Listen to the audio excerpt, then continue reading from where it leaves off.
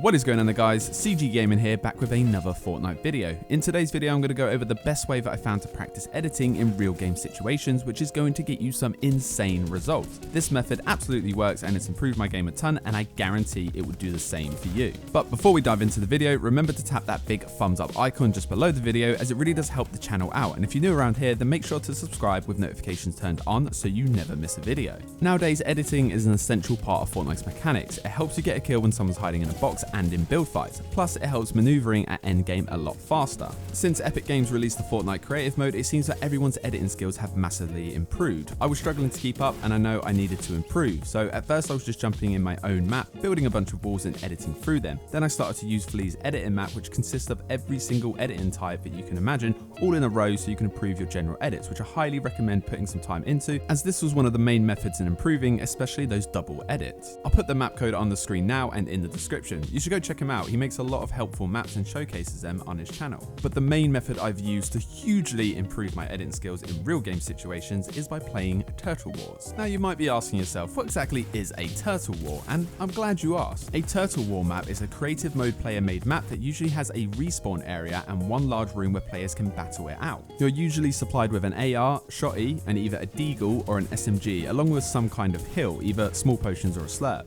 The idea behind this is for everyone to jump into the large room and start building as many things as possible and making the area super congested. Essentially, everyone's going to be boxing themselves in like a turtle would hide in their shell to protect themselves, hence the term Turtle Wars.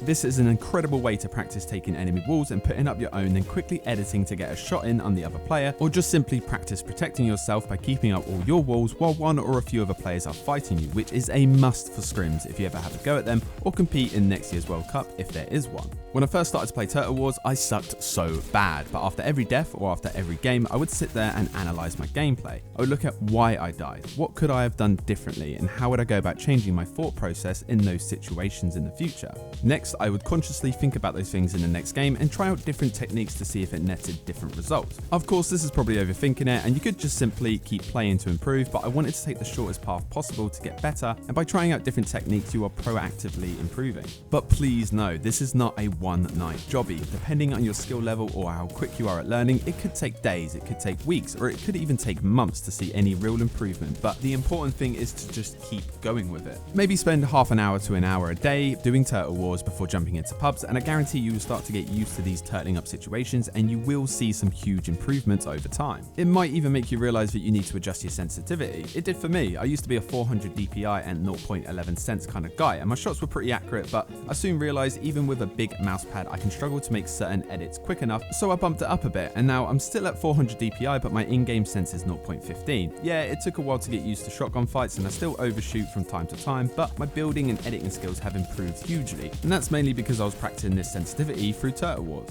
The great thing about Turtle Wars and why it's such an effective way to improving so quickly is due to the unlimited respawns. There's no having to wait to go back into the lobby, loot up, find someone, probably die.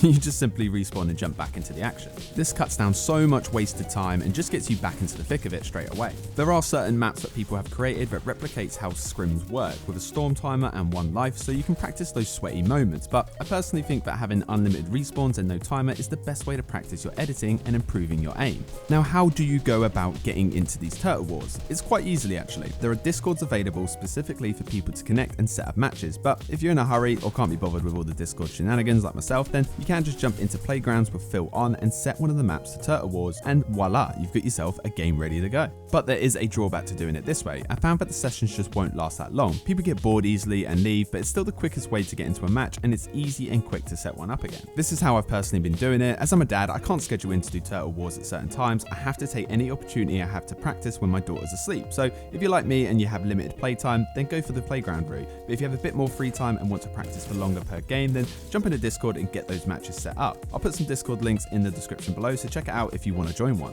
Well, that's it from me today. Hopefully you found some of this helpful and it helps improve your editing and box fighting skills. If you liked it, then go ahead and hit that big thumbs up button just below the video. And if you want to see more from me, then make sure to subscribe with notifications turned on so you never miss a video. Have a great day, guys, and I'll catch you all in the next one.